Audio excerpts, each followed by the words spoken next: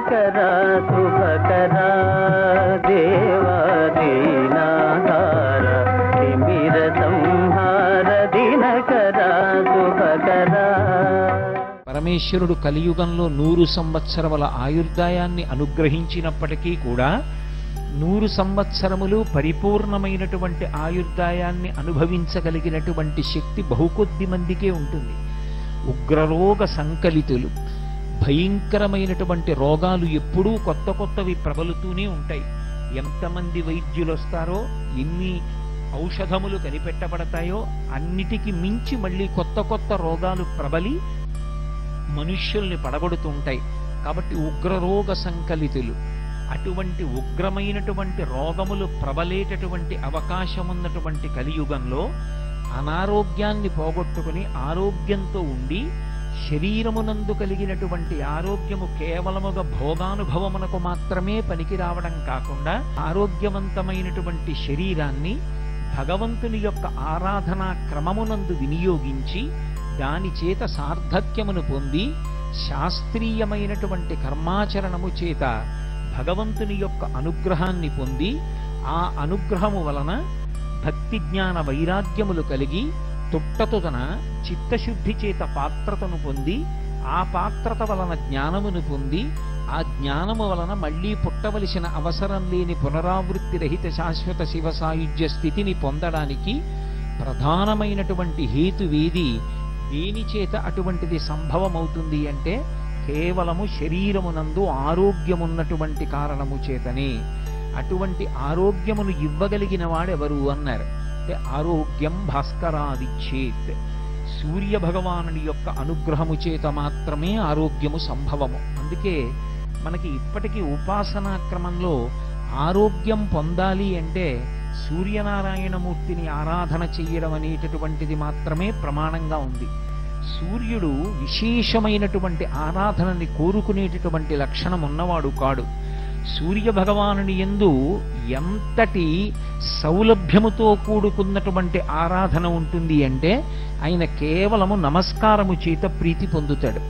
నమస్కారం అంటే ఒంటి చేత్తో చేసేటటువంటిది నమస్కారం కాదు.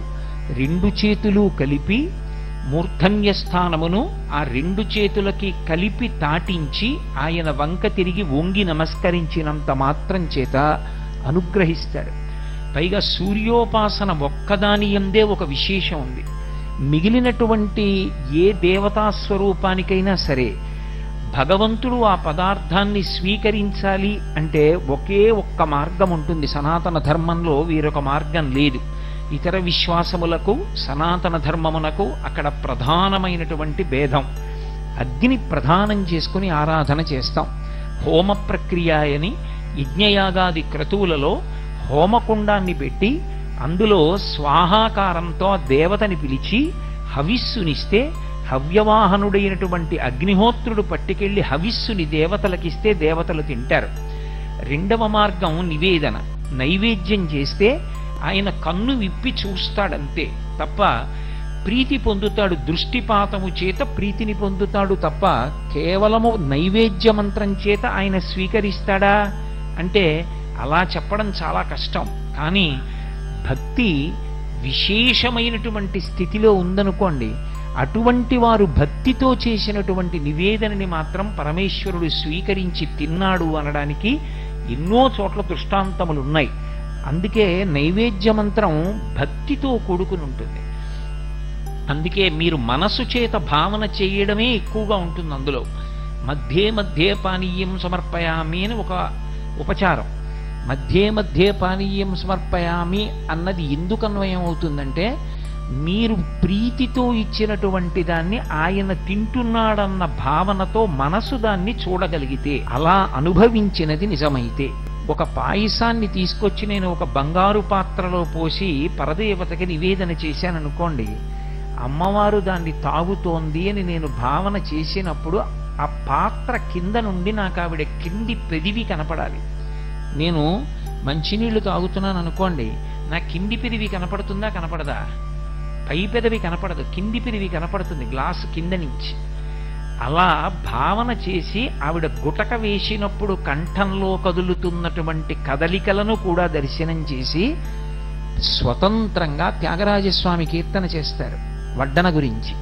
అమ్మా అమ్మ అంత తొందరగా తాగకు, వెక్కిళ్ళు వస్తాయి, ఒక్కసారి ఆగు, కాసిని మంచినీళ్ళు తాగు మధ్యలో అని మధ్యే మధ్యే పానీయం సమర్పయామి అంటే ఆవిడ పాయస పాత్ర పక్కన పెట్టి మళ్ళీ కాసిని మంచినీళ్లు తాగిందని భావన చేసి మళ్ళీ ఆవిడ పాయస పాత్ర పట్టుకుని తాగుతోందని అనుభవించగలిగిన హృదయం ఉంటే ఆమె స్వీకరించవచ్చు. అలా కొందరు పెట్టిన నైవేద్యాల్ని పరమేశ్వరుడు స్వీకరించాడు. తాడేపల్లి రాఘవనారాయణ శాస్త్రి గారు లాంటి మహాత్ములు పెట్టిన నైవేద్యాలు ఈశ్వరుడు స్వీకరించి పాయసపాత్ర మీద చెయ్యుంచింది కూడా అమ్మవారు.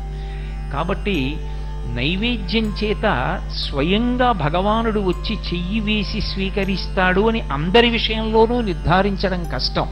అందుకే భాగవతంలో కూడా ఆయన నాకు ఏది ఇవ్వండి దానితో సంబంధం కాదు, దళమైన పుష్పమైనను ఫలమైనను సలిలమైన బాయని భక్తిని కొలచిన జనులర్పించిన యలమిన్ రుచిరాన్నముగా ఎనుభుజింతున్నంటాడు. కొలచిన జనులర్పించిన పరమభక్తితో ఇచ్చిన వాళ్ళు ఎవరైనా ఉంటే నేను తింటాను. గీతలో కూడా అదే అంటాడు, పత్రం పుష్పం ఫలం తోయం యోమే భక్త్యా ప్రయచ్చతి. అంత భక్తితో ఇచ్చావా తింటాను, అంత భక్తితో ఇచ్చినది కాదా ఆయన దాన్ని స్వీకరిస్తాడని నమ్మకం ఉండదు.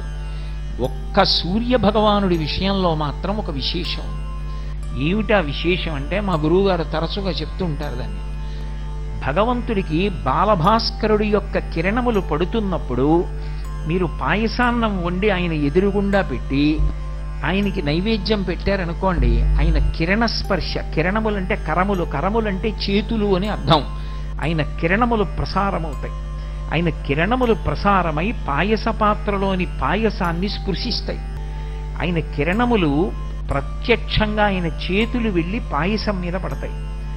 మిగిలినటువంటి సమయాల్లో అలా పడడాన్ని గమనించగలరా అంటే అది భావము యొక్క పరిపుష్టత చేత ఉంటుంది.